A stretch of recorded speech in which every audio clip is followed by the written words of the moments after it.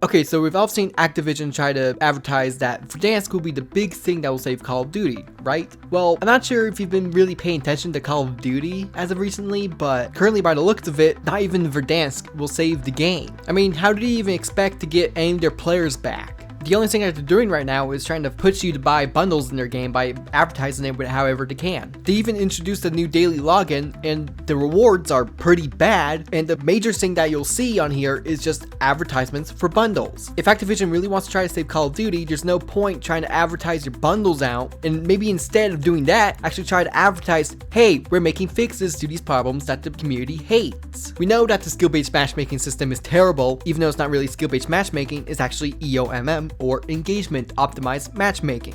And they also know that the zombies is starting to degrade. I mean, we started Black Ops 6 strong with the first two zombie maps with Liberty Falls and Terminus. And Citadel de More, it was a really good map, but it launched with so many bugs. And around this time, they lost their voice actors because they refused to give them AI protection. And so when Citadel de More launched, we could immediately notice that the SAM trial machine had its voice changed. The new voice for the SAM trial machine is completely lackluster of any personality whatsoever. And since Activision had lost their voice actors, that completely removed any depth into the Tomb's story. When you hop into the Tomb, there's like 0 voice lines. There's a couple that were left over, but around the voice actors, they couldn't make any more. And so when you get to the final cutscene after you beat the boss, they don't talk. They're just silent. And so any voice lines in the cutscene are from the new voice actor for Sam. And then you just have a reused dialogue for Raptor 1. And so you shouldn't expect that a Warzone map will save the entirety of the COD's franchise because the map performed so well back in 2020. And that would be ridiculous to assume that that would work. And there are some people who are excited just for the fact that they're bringing back floating loot into Warzone. 1, it was a feature that should never been removed in the first place, and 2, it's a very minor change. That's nothing to get excited over. So I don't get why there's some people who are trying to fanboy over Activision for these minor changes. It just doesn't make sense. If Activision really wants to keep this online service thing going, they're doing it completely wrong. They currently have it set to where you need to buy the game annually each and every year, and that's a problem. They expect you to buy in-game purchases for this game each and every year, and none of these items will transfer over to the next game, and that doesn't pair well for an online service. In order to make this work, they need to make it free to play, and to make it better, have one studio work on one mode instead of having one studio lead the entirety of one game. They should set it to where Treyarch works on zombies, Infinity Ward works on Warzone, Sledgehammer Games works on multiplayer, and if they want to continue making campaigns, have the Raven Studio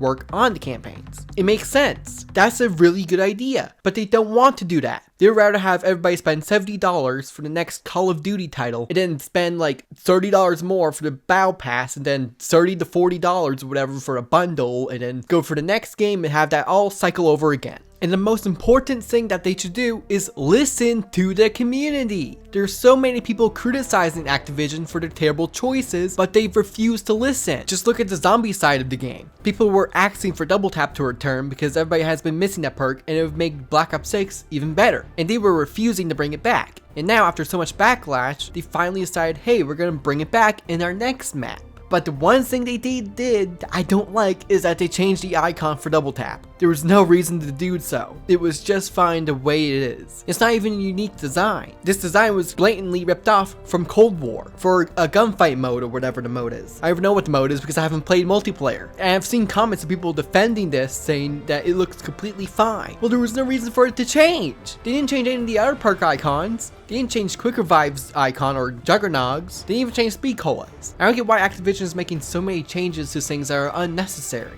They're also holding back features for the game modes and just to put them to the next game to try to sell that one. It's just wrong. I just don't get it. When is Activision finally going to wake up and realize that they're losing money, they're losing players, they're spending money on advertisements that nobody's buying, they're just trying to hype up Verdansk with all these advertisements, but nobody's going to fall for it. The only people who are going to fall for it are people who are fanboying over the company. And at some point, they're going to realize this, but the question is, will it be too late to turn back? Will they have lost so many players that they can't gain anymore because nobody trusts them anymore? Well, that's all I got. See ya.